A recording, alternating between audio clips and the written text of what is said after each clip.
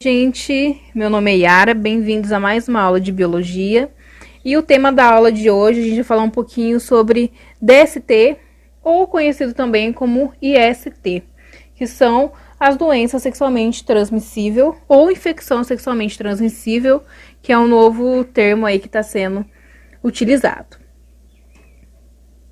Bom, para começar a aula, eu trouxe duas manchetes, né, duas notícias aqui de grandes meios de comunicação, que é o G1, o site da Globo, e da Veja, aonde nessas duas manchetes elas vão tratar um pouquinho sobre os casos de DST no Brasil. Né? A primeira a gente pode ver aí, DSTs atingem mais de 10 milhões de brasileiros, diz o Ministério da Educação. 10 milhões de brasileiros é uma marca muito grande.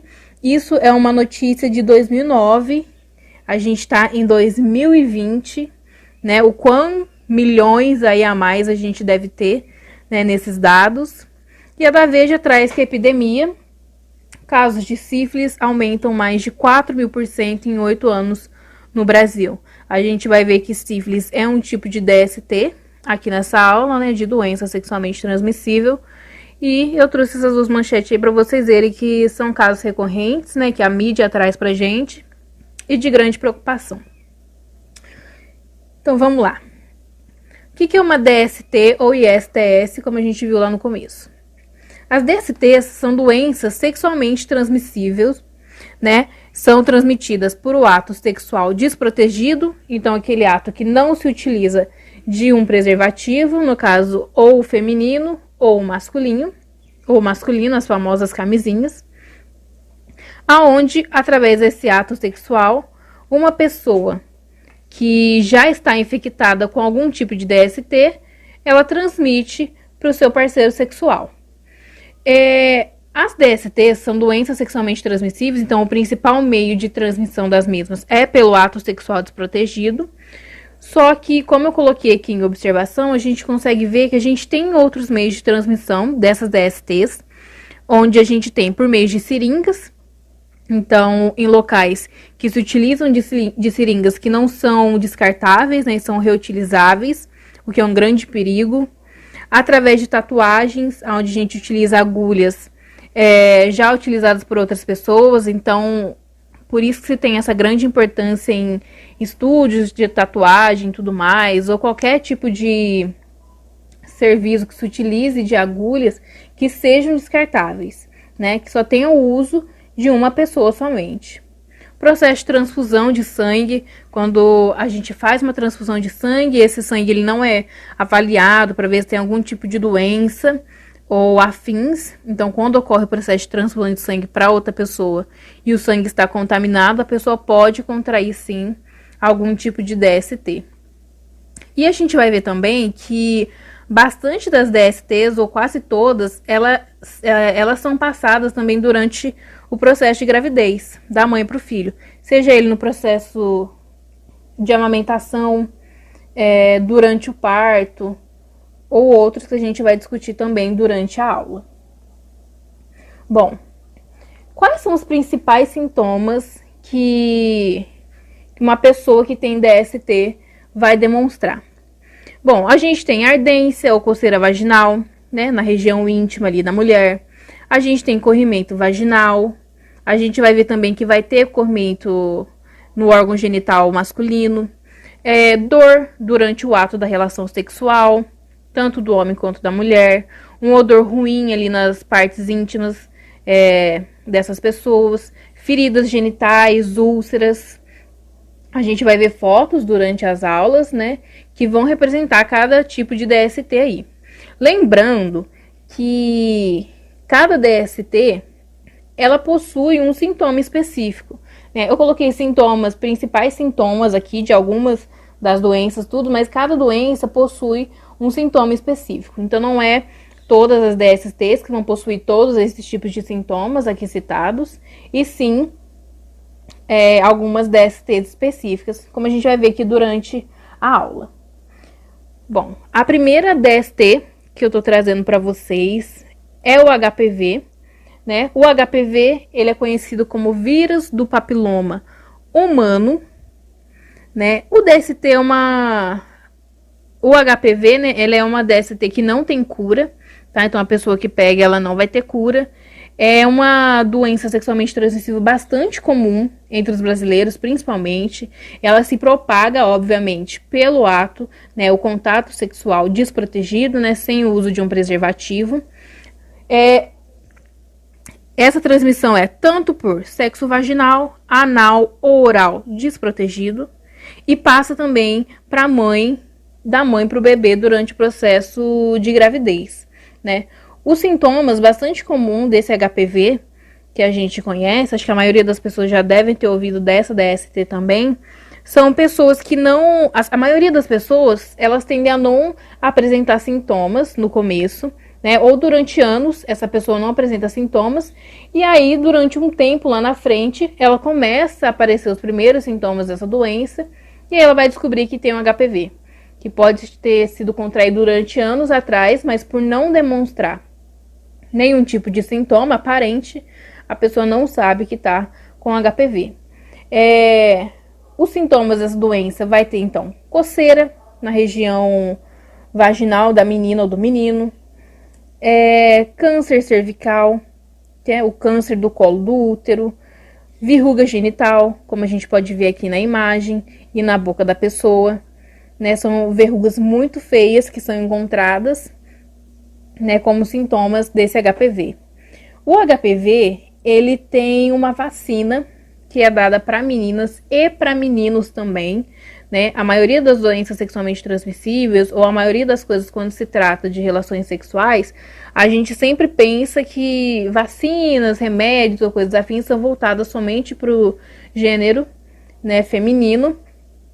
Mas aqui não, gente. O HPV, ele tem a vacina tanto para a menina quanto para os meninos, tá? Para as meninas dos 9 aos 15 anos, dos meninos dos 11 aos 15 anos de idade. É uma vacina que ela possui 3 doses, né? Então a menina vai tomar 3 doses na data predestinada, o menino também, para prevenir contra o HPV. A próxima doença aí comentada é a sífilis, né? O próximo DST. A sífilis é uma doença bastante rara, mas não é porque é rara que não existe, e bastante pessoas é contaminada pela sífilis, sim, né? O modo de transmissão da sífilis é por contato sexual, como a maioria de todas as doenças que a gente vai ver aqui, né? Óbvio, desprotegido, então contato sexual anal, vaginal ou oral desprotegido, através de agulhas sujas, né, e de sangue não testado, como a gente comentou no início da aula, né, pessoas que precisam de transfusão de sangue, mas esse sangue não é testado, e aí acaba contaminando a DST, da mãe para o bebê durante a gravidez, né, e a sífilis, ela possui estágios de desenvolvimento, que são 3 estágios de desenvolvimento, como a gente pode ver aqui na imagem, nas imagens aqui que eu trouxe para vocês. O primeiro estágio de desenvolvimento da sífilis, ele vai aparecer em torno do 3º a 90 dias depois da exposição da pessoa por essa DST, né, por essa doença, onde vai aparecer somente feridas no corpo, né, ou úlceras, que a gente pode chamar também essa ferida aqui bastante feia, que a gente pode estar vendo na imagem, né. O segundo estágio de contaminação é de 4 a 10 semanas depois da infecção inicial para a pessoa, aonde ela vai ter erupção cutânea corporal. Então, essa ferida inicial vai se prolongar ao longo de todo o corpo, formando várias feridas.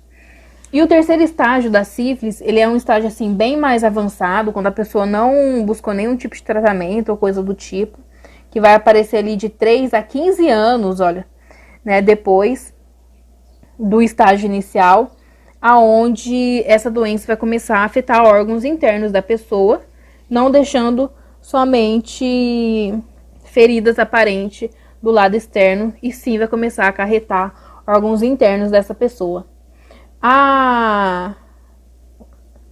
Os sintomas, né, mais comuns da sífilis são dores musculares, fadiga, febre, perda de apetite, a pessoa não tem vontade de se alimentar. Aparecem muitas verrugas na área genitália, também, como na maioria do corpo. Úlceras, né? Essas feridas aí que a gente tá vendo. E alguma delas pode ser úlceras indolor também. A sífilis, ela tem um tratamento, que ela é a base da penicilina, né? Acho que a maioria das pessoas já ouviu falar desse antibiótico, a penicilina, que é utilizado para o tratamento da sífilis. Bom, outra DST que a gente tem é a gonorreia. A gonorreia, ela é bastante comum de ocorrer, né, nas pessoas, tem bastante número de casos aí, né? É por contato sexual desprotegido, né? Tanto dos 3 tipos de sexo, anal, oral ou vaginal. Vocês vão ver que é bem recorrente em todos os tipos de doenças. É passado na gravidez da mãe para o bebê, onde a gente vê a imagem que eu trouxe para vocês do bebê infectado por gonorreia, né? Onde ele tem essas manchas brancas durante todo o corpo, né? Os sintomas da sífilis, a pessoa pode não apresentar sintomas quando tem essa DST e vai apresentar durante muito tempo depois. Pode apresentar dor no processo de micção, que é no processo de urinar, né? Ou durante a relação sexual, também a pessoa pode ter dor.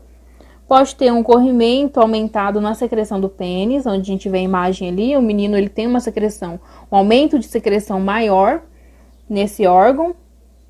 E a pessoa que não trata da gonorreia, ela pode chegar a ter casos de infertilidade, tá? Se não tratada ali da forma correta. Pode chegar até casos de infertilidade e a pessoa não pode ter mais filhos. Bom, outra DST, ou ISTS também, né? Que é conhecido, é a tricomoníase. A tricomoníase, ela é muito comum de acontecer também. Ela é pegada por sexo desprotegido, né? Entre os 3 modos aí que vocês estão vendo, vaginal, anal, oral. E ela é uma DST que tem cura. Ela é causada por um parasita, que eu trouxe a imagem aí para vocês verem, né?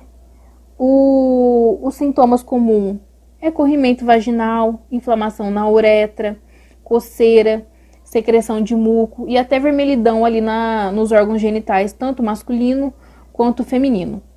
O parasita, né, que causa a tricomoníase é o Trichomonas vaginalis. Eu trouxe aqui embaixo para vocês verem, ó, o nome, só para questão de curiosidade mesmo. Trichomonas vaginalis. Bom, a próxima DST que a gente vai discutir é uma DST, acho que bastante falada, bastante conhecida pelas pessoas, que é a AIDS, né? A AIDS, o significado, né, das letras dessa DST é Síndrome da Imunodeficiência Adquirida. O que causa a AIDS é o vírus HIV, né, que é o vírus da imunodeficiência humana. Então, a pessoa que tem AIDS, ela vai ter uma deficiência no seu sistema imunológico, né, aonde esse vírus ataca. Ele é causado por contato de sangue, né, então, como a gente viu lá, ou por seringa, transfusão de sangue, em locais odontológicos também, gente, que instrumentos, né, que não são esterilizados e contêm algum tipo de contaminação ali sanguínea e passada por outra pessoa, pode ser também um meio de transmissão dessa DST, como das outras também. Da mãe para o bebê, né, durante a gravidez, durante o parto ou o processo de amamentação. E a AIDS, ela é uma DST que ela não tem cura ainda, né, infelizmente. Ela não tem cura. A AIDS, ela vai ter o que a gente chama de antirretrovirais. O que são esses antirretrovirais? São uns coquetéis que são dados para a pessoa que vão retardar o progresso da doença, mas não significa que esse retardamento não tenha a doença, né? É bem diferente. Eles retardam o progresso da doença, mas essa doença vai aparecer aí a forma mais grave possível, se não tratada corretamente.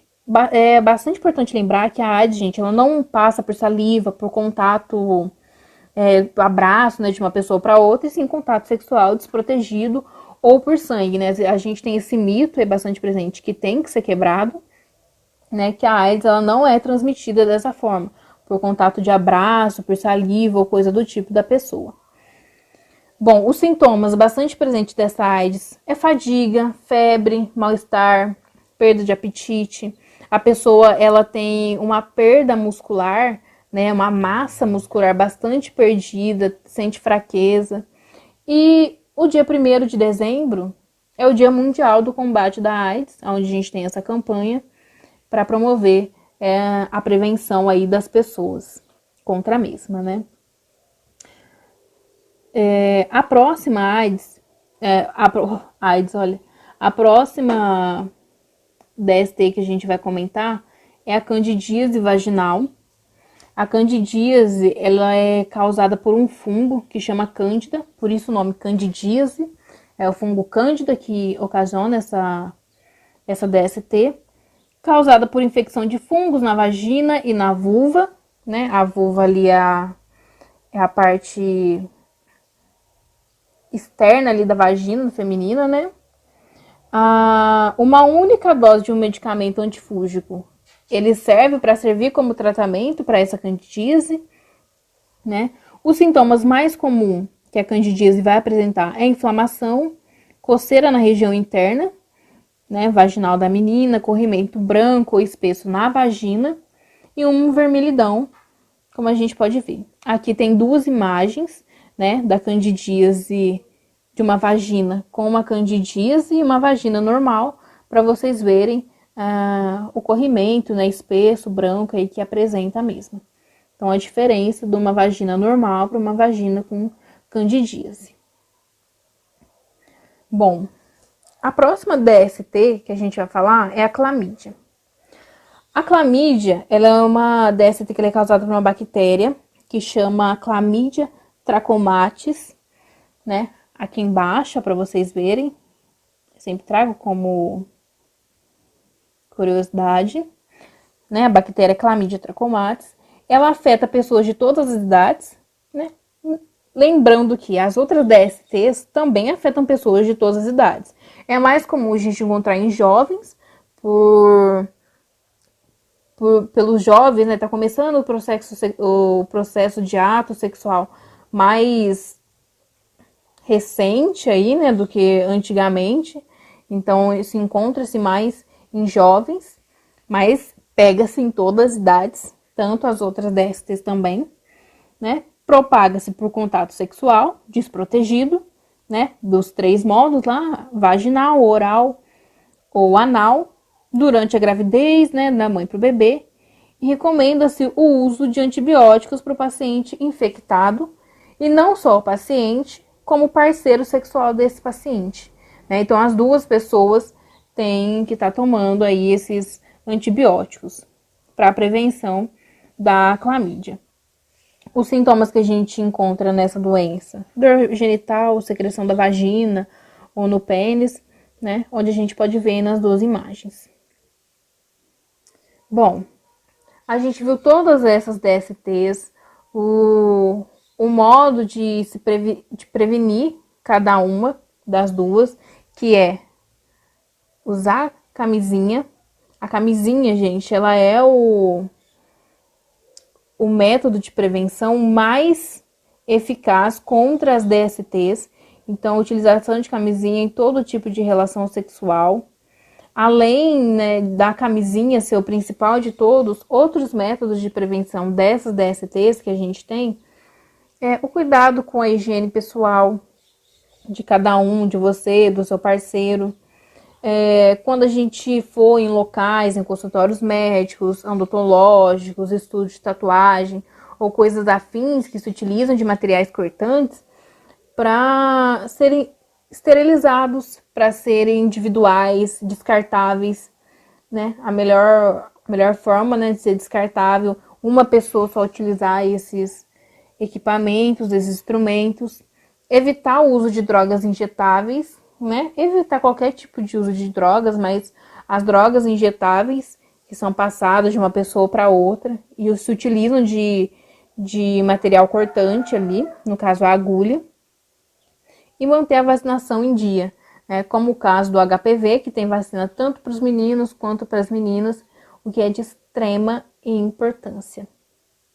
Bom, essa foi a nossa aula de DST. Espero que vocês tenham aprendido bastante coisa. Bons estudos e até a próxima aula. Tchau!